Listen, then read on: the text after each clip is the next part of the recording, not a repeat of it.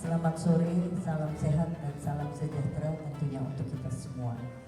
Segala puja dan puji tentunya pantas rasanya kita haturkan kehadirat Allah Subhanahu wa Ta'ala, berkat rahmat, kasih serta sayangnya. Pada hari ini kita dapat berkumpul di ballroom Hotel Mercure Alam Sutera Tangerang pada tanggal 22 Maret 2025 pada hari Sabtu ini dalam keadaan sehat walafiat, sehingga kita dapat hadir di sini memenuhi undangan dari Ikatan IDI Wilayah Banten.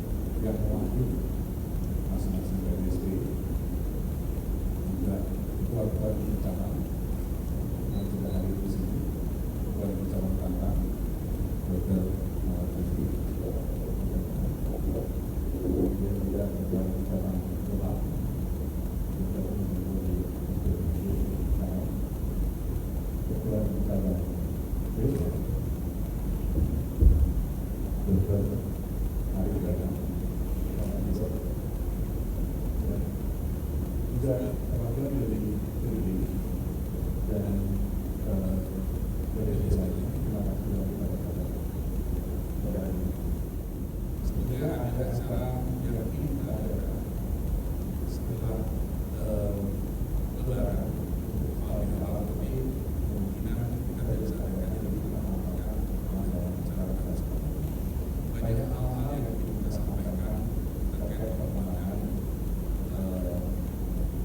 proses dengan juga yang sudah dibantu juga teman-teman dari BPI terkait dengan judicial review sesuai dengan sebagai dokter ahli yang bisa menggambarkan adanya perjalanan yang benar-benar dalam waktu akan kita laksanakan. Banyak hal-hal yang sudah kita usahakan, kita perjuangkan untuk perlakuan yang kita usahakan adalah kejawatan bersama dokter. Semuanya ada dalam satu ruang satu. Jadi semua perjuangan yang ada tetap dalam satu rumah sakit. Dan kita tetap sesama. Dan lebih ini juga bisa masuk lagi dengan presiden dan ada seperti yang ada di dalam kita ada seperti yang sudah terjadi. Terkait dengan konteks atau detail nanti menyesuaikan di masing-masing cabang yang tentunya kita berharap BPS juga bisa membantu terkait dengan bicara dengan masing-masing kakak beliau pajak. 9 orang yang akan menerima rencana dan piagam penghargaan. Untuk itu kami mohon kepada Profesor Dr. Satya Negara SPBS untuk maju ke depan nanti menerima rencana. Kemudian Dr. Haji Sutresna Uce Kusuma SPM, kemudian Dr. Hendrarto SPTHTK LBK. Ya, kami mohon kepada terlebih dahulu dari Ibu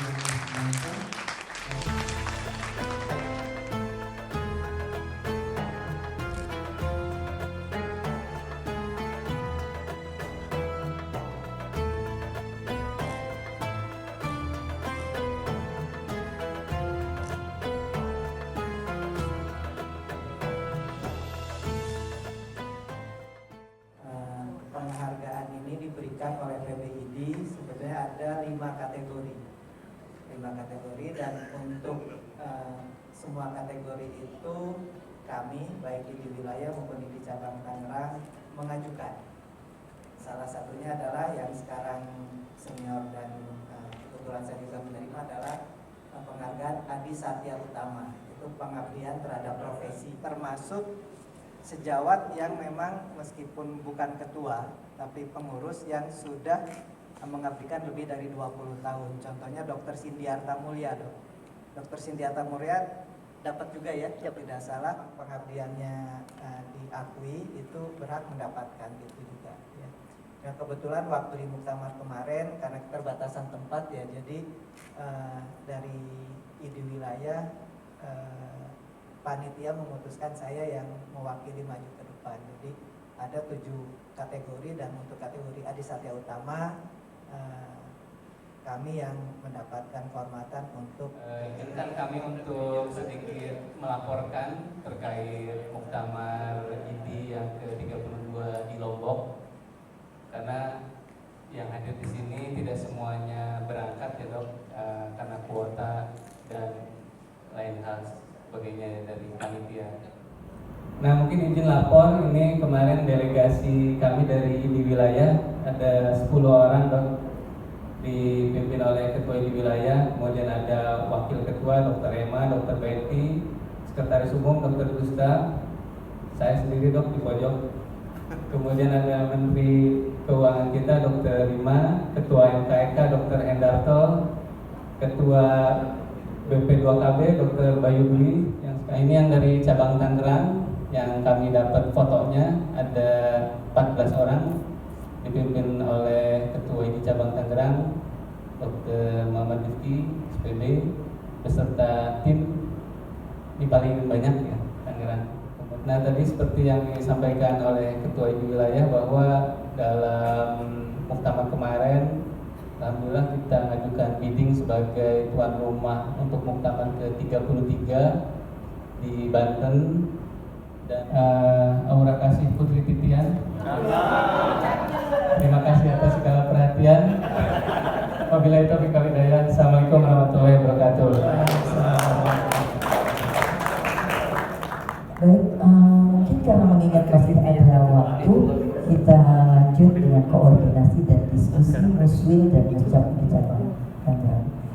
Ya, boleh Dokter Dadang, kita lanjut. diskusi Dr. Rifki. Ini yang ketiga, saya rasa sudah menang karena kita di semua cabang-cabang ini yang ada itu kompak di tangan. Saya makasih banyak buat Dr. Ini cabang dan mudah-mudahan bisa terus dipertahankan untuk bisa selalu menang. Mungkin itu. Jadi kita berdoa dong ya, mudah-mudahan bisa lebih cepat, bisa lebih cepat, dan hasilnya juga keluar siapa yang jadi tuan rumahnya.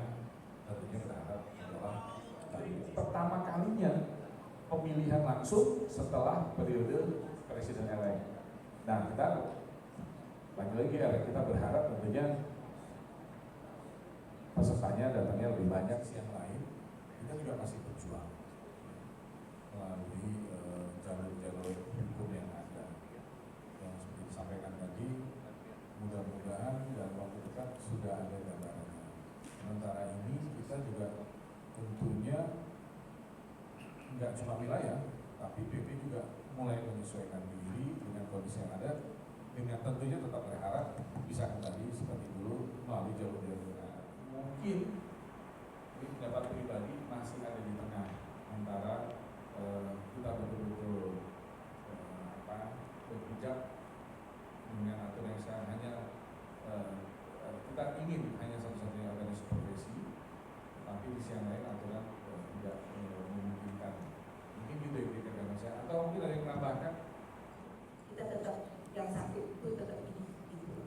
Nah, memang ada himbauan untuk setelah ADART ini nanti disahkan, dilegalkan, sebaiknya perhimpunan menyesuaikan dengan ADART.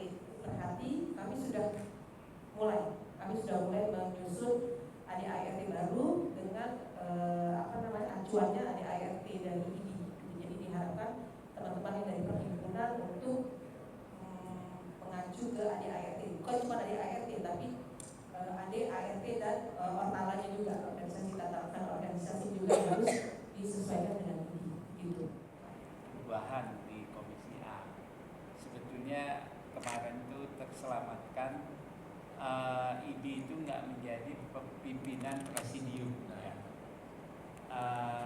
Prof, ini berbahaya sekali. Tetapi IDI berubah dari sejak di Aceh itu tidak lagi memilih presiden elect. Jadi kalau dulu tuh kita udah siapkan, tapi sekarang enggak. Nanti yang berikutnya yang sekarang jadi ketua itu hak mencalonkan minimum 2 kali. Nah, jadi kita sorot ini kolegium idol. Tapi kemarin saya agak tercengang juga tanggapan dari teman-teman perkara yang nomor 171. Sebetulnya itu tidak kalah, tuntutannya tidak lengkap dan tidak diterima. Jadi belum disidangkan. Jadi yang secara langsung baru Prof. Menaldi Rasmin, spesialis paru, dan besok mungkin di bulan habis Lebaran itu ada Prof. Sukman dengan Prof. Patmo Sanjoyo, Prof. Cuman waktu itu Prof. Patmo udah datang, cuma salah komunikasi, jadi dia belum diterima. Saya hanya berpesan kalau ada anggota yang kesusahan, tentu sekali orang kena masalah hukum itu rasanya udah ambruk dunia. Saya hanya pesan aja, perbanyaklah orang-orang yang bisa menjawab dan menenangkan teman-teman kita yang kena masalah. Belum tentu kena masalah itu bukan karena salahnya dia, tapi karena juga LSM-nya aja yang lebih jago sekarang. Ini juga sejauh mana dilibatkan seperti tadi dikatakan Dr. Ahmad, tapi kenyataannya di perhimpunan dokter spesialis itu banyak sekarang yang mandiri. Dulu kalau ada event itu selalu menggunakan ketua IDI hadir atau kita menggunakan IDI ini. Tapi sekarang sejauh ini 2 tahun tidak begitu. Ini juga jadi pertanyaan. Jadi kita juga di samping rencana-rencana yang baik tadi untuk kekompakan, tapi kita juga harus memperkuat sejauh mana secara ini. Kita harus